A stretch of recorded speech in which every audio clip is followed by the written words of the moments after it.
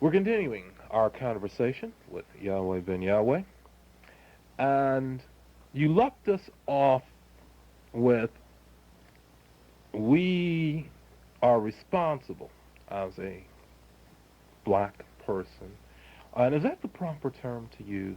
People of color, black. Is that the correct term to use? But we are responsible for our condition because we turned our back on God. Or those who should be the chosen people are being allowed to suffer as just punishment? How am I to understand and then relay that information? We are his people, his children.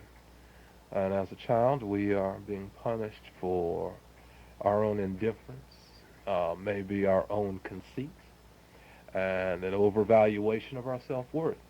But should the children suffer because of the sins of our fathers? Yes. Why? Because children learn their ideas from their fathers. So when their fathers are in rebellion against the mind of Yahweh, their children inculcate their thoughts, ideas, and attitudes. So the children have to suffer because of their fathers. Okay, and sometimes it goes to the third and fourth generation. But you have said there is going to come a time when the black man, those of the nation of Yahweh, will be rulers, will be in charge of their own destiny. When does the punishment end and the time for ruling, the time for authority, the time for one to ascend to their rightful position take place? That first begins when one receives me as the son of Yahweh. Yahweh ben Yahweh. Yes. Who believes on my name, which is the same as my Father, to understand that my message is not different from his. When we receive Yahweh, then we first go through a change, a metamorphosis, if you will, from immorality to morality. So that becomes an individual salvation. Then there's a prophesied number. Let me ask you this. Is there time for that? Now, as I recall, Christ had 12 disciples, and he introduced Christianity as we know it to the world. Do we have enough time in a country that has 50 million of those chosen people? Do we have enough time for 12 or 12,000 to get the message before Armageddon? No. I am come to shorten the time. And it is written that unless I shorten the time for my chosen or my elect's sake, then no flesh on this planet Earth could be saved. It is only through us, the chosen of Yahweh, can man be saved on the planet Earth. It is written that 144,000 from among the 50 million of us who constitute the Godhead will receive my message, understand my message, who will be able to see through the diversity and the divisiveness of man, and upon receiving this message that I'm bringing from Yahweh, the 144,000 will have the name of Yahweh sealed in their forehead. Now remember, the name includes the body of knowledge that constitutes God, Yahweh himself. So this being sealed in our forehead, after that happens, the next sequence is there will be millions and of nations, millions of people without number who will return to righteousness, thus saving the planet Earth from imminent destruction. Armageddon is at our door. Yeah. Armageddon, as many people think of it, laymen see either the United States, we'll go with popular thought. The Soviet Union will first strike, they will send a missile over here, we will respond, hence Armageddon.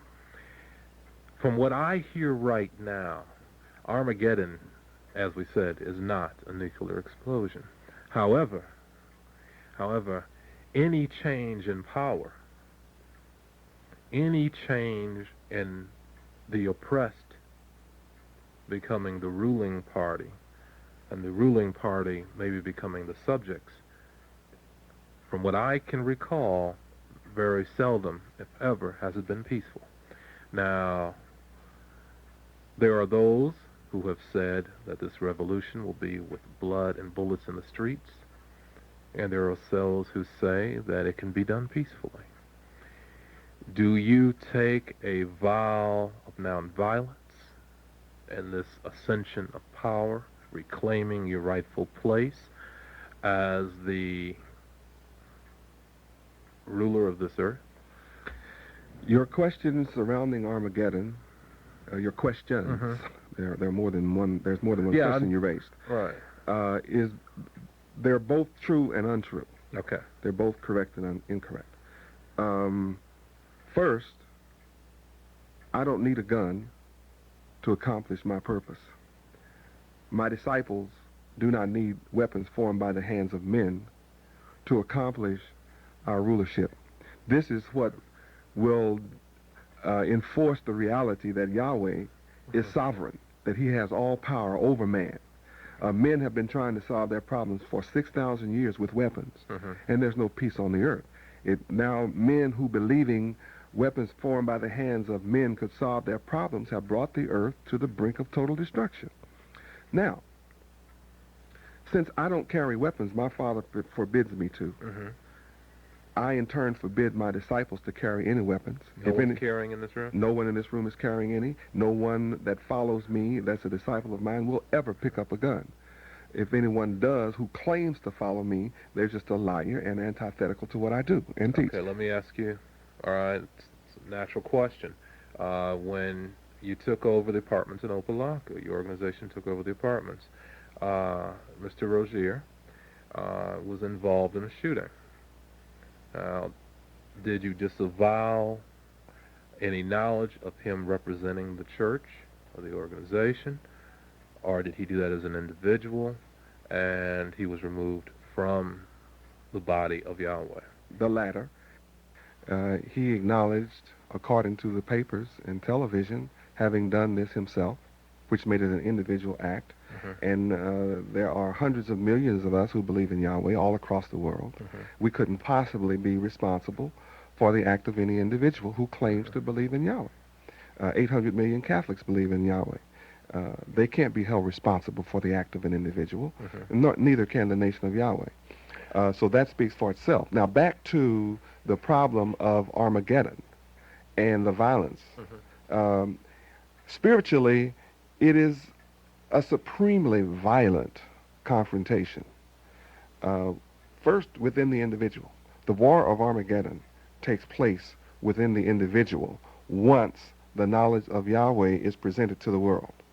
By the knowledge of Yahweh being presented to the world, and his knowledge is a message of morality, this world is ruled on the philosophy of get, selfishness, individualism, whatever it takes to be successful, no matter who you hurt.